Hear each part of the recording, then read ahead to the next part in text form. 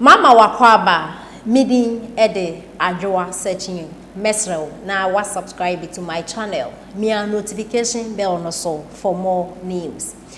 Ebusuafo Tracy Boache abeye damage control. And I'm so na Ghana fu bia konwadwen ede a kire ne se dabi. Oman penny dada John Dramani Mahama onye innocent man da. Allegations are ekoso was social media ne so man penny dada John Dramani Mahama no hina no kware. Na se wetumi ekukuru $7 million e de amount na se Ghana fu yetumi ada dumso for 4 good years dia ene na Tracy Boache damage control bi enu abeye be 2024 man penny dada John Dramani Mahama onko na yembra ensemwe ena Ghana fu bi aka ede a Tracy Boache na ebusuafo denti ena Tracy abeye damage control we a o defend oman penny dada John Dramani Mahama na nsen ena Aisha Modi ena efia Schwarzenegger enya ntokwa ewo social media ne so ena ene efia etwabo Aisha na Aisha nso etwa ede ebo no na reply back a Aisha ede eba ne se Tracy Boache anadamfo ene efia Schwarzenegger no efia Schwarzenegger ede caption ana se video ana audio bi akoto ni Instagram page ena Tracy Boache akolike meaning only Tracy no edi Aisha no fell.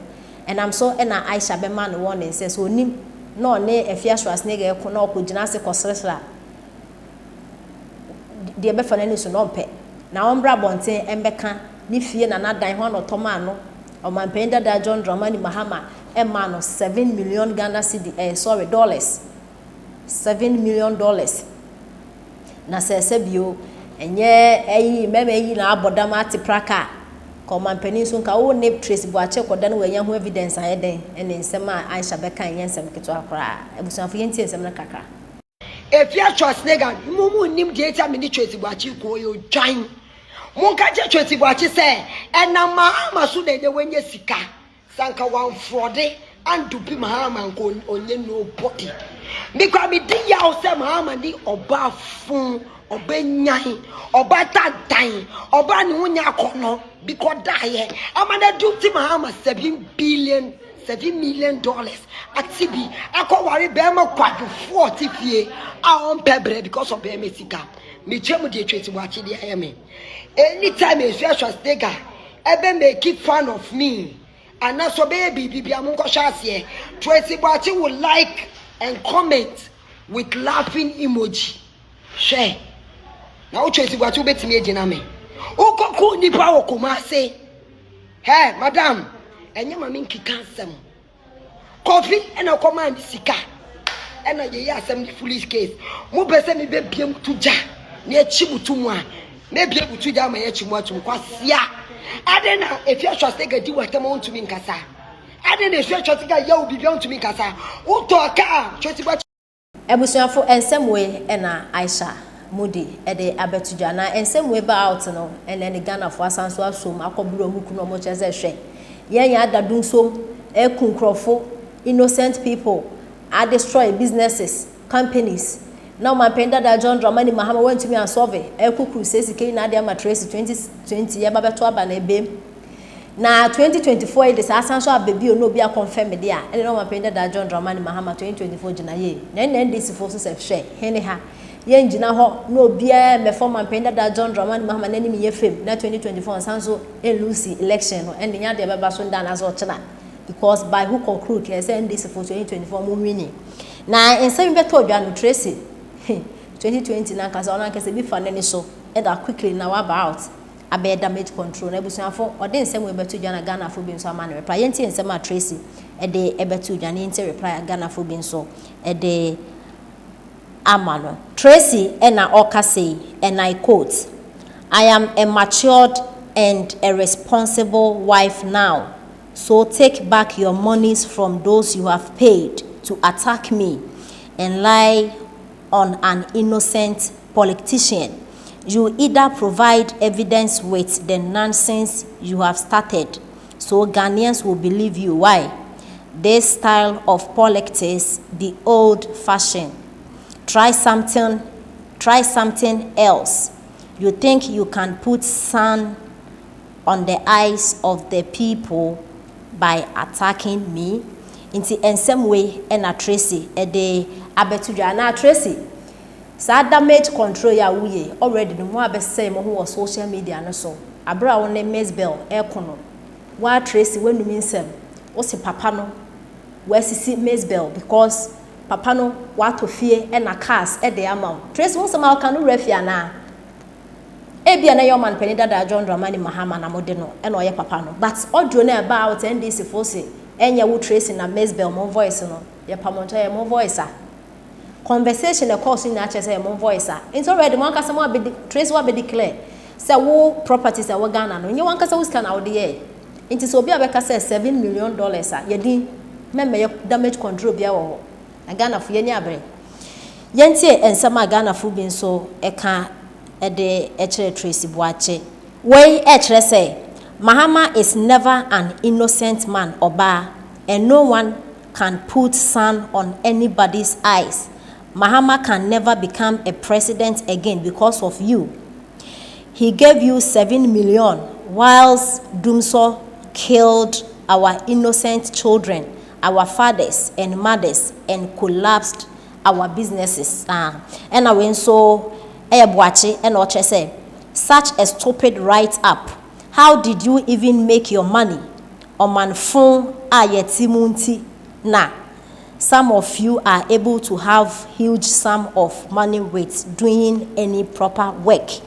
Intiane, Ghana for reply Omudiama Tracy, and he said, Tracy, shut up. Because your dad doing so no can sa 7 million on kebeti me ayani ama bebre. Reply when a Ghana for be a day ama Tracy. Sir, Aisha Modi, she loves so much. That's how I know her. Minimum before they say. Sir, allegation ya working. I be confirm ni ama bebre o. One say first na oka sa Tracy Boache ne Misbel and talk na. Almost ye unim. Me wo some video bi so me hu ye. Ah na ye Misbel interview. E wo 3 news na e bisa na say odaso ne Mahama e kasa na. E na o se there bi. Na odone papa no na say he really mess up papa no. No besides na den no new papa no number.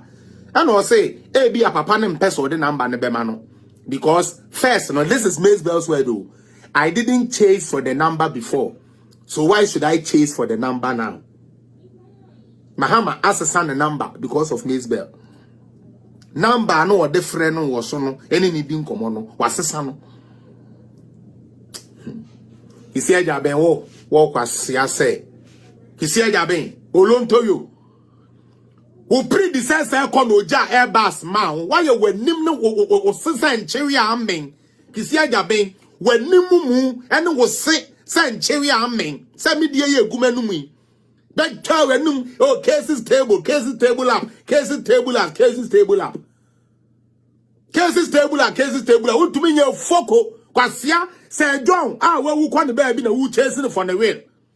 And she loves Tomboy say Mahama. Was sister Ghana for 7 million. And the amatrice Boache got Tracy Boache no.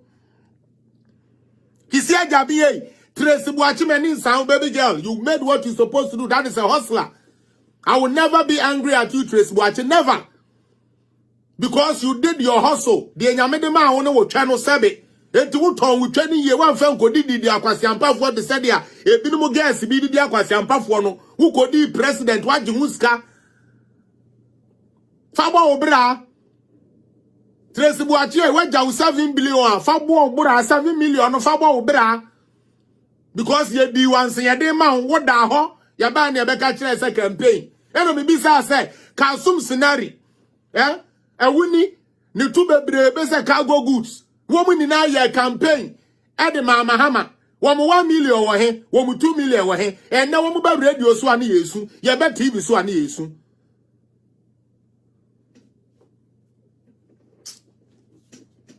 I'll come back tomorrow.